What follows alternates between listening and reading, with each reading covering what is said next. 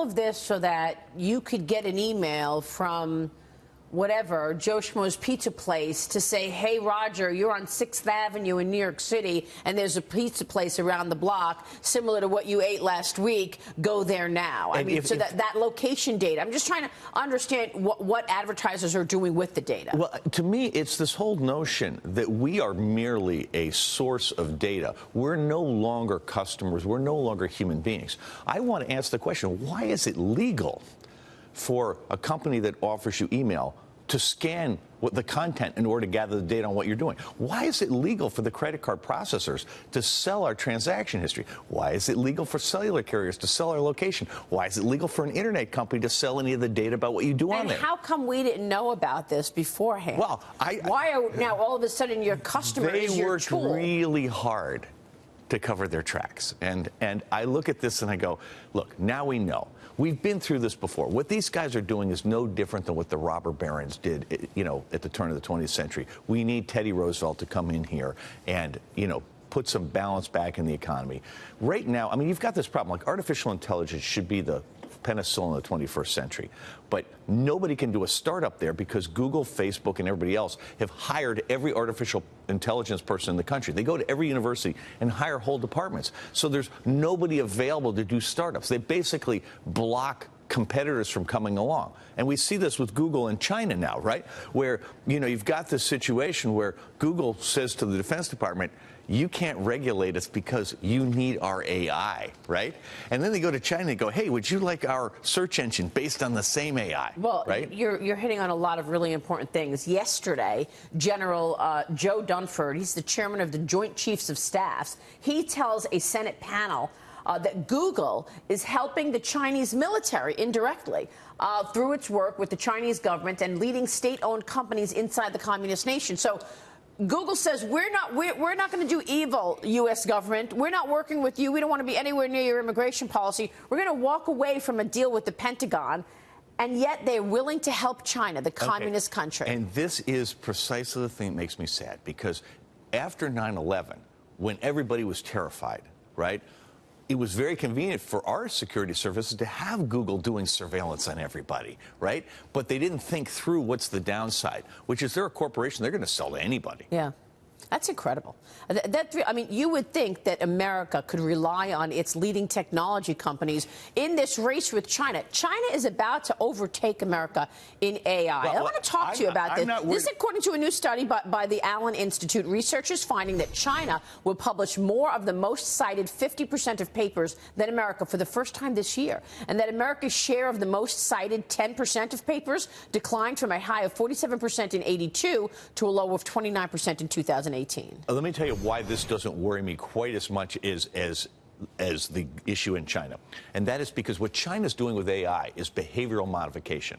They're a communist country. They have centralized control, and they're trying to modify the behavior of their people to get them to do the right thing. They've got data on everybody. Well, my point is what Facebook and Google do is also behavior modification. And my point is that's not what we should be great at. We should be using AI to empower our citizens. We should have literally thousands of different AI companies out doing different things with it, not trying to do behavioral modification. So what I really want to do is to make sure that Facebook and Google and the others can't gather all the AI resources and focus all our energy on the one place where China's not only going to win, but where we shouldn't want to win.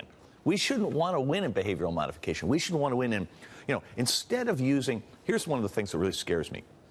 These guys track your mouse movement.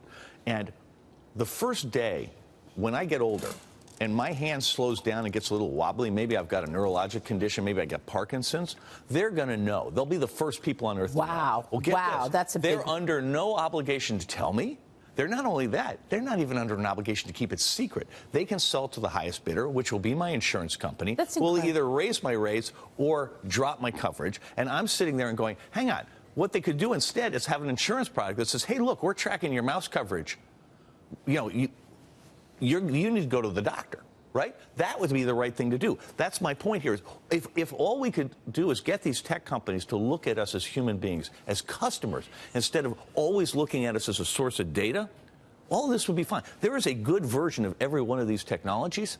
It's just you have to treat the people as the customer instead of as like an oil well of data. How did they get away with this? Well, they got away with it because there are no rules right now in the business world, right? I mean, right now you can do whatever you want. So, Roger, where is this going? You've got Elizabeth Warren out saying, maybe we need to be thinking about breaking these companies up. You've got last year, at the end of last year, Kevin McCarthy calling all these guys down to testify. Where is this going in terms of legislation? Let me tell you what I'm doing, okay? So I spent part of the day Tuesday with the Antitrust Division of the Justice Department. Next week, I have conversations with Federal Trade Commission that have been ongoing.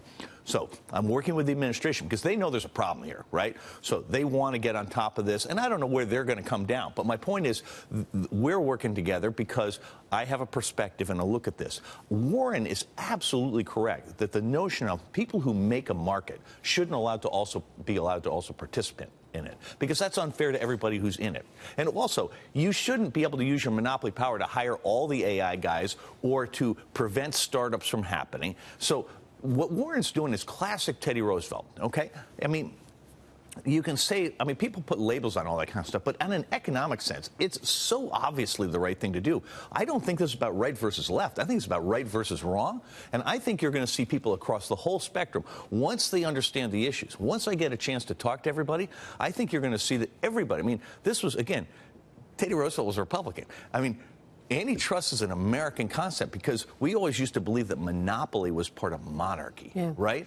And we're in favor of entrepreneurship and letting 1,000 flowers bloom. That's where I'm coming from. Yeah. And it happens that Warren's right on this issue. Google has 90% market share in search. Yeah. 90%. If we were to see competitors come in, that would be good, but there haven't been any that actually stick. What's weird, but they're not sticking. They don't have the economic value. They don't have the market share. No, that's true. But there are alternatives. I use a thing called DuckDuckGo.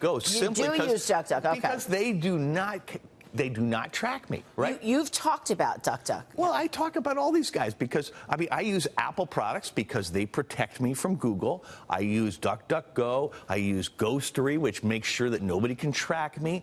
And, I try to avoid Google all the time. And I've got a podcast later today, and the guy requires you use Chrome. And so it's like I had to use it. Anyway, I treat it like a video game. But Apple really has tried to let customers believe that it is really protecting their privacy, that it's a priority. The company's debuting a new commercial yesterday with the tagline, "Privacy, that's iPhone." Here's a piece of it. Watch this.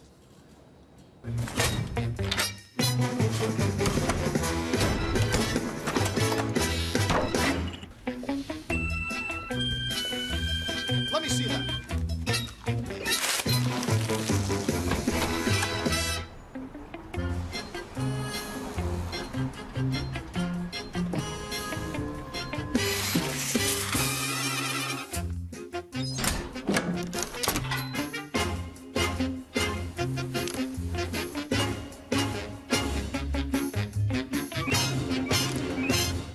And of course, it comes following Apple's FaceTime privacy bug. Do you buy this? Oh, definitely.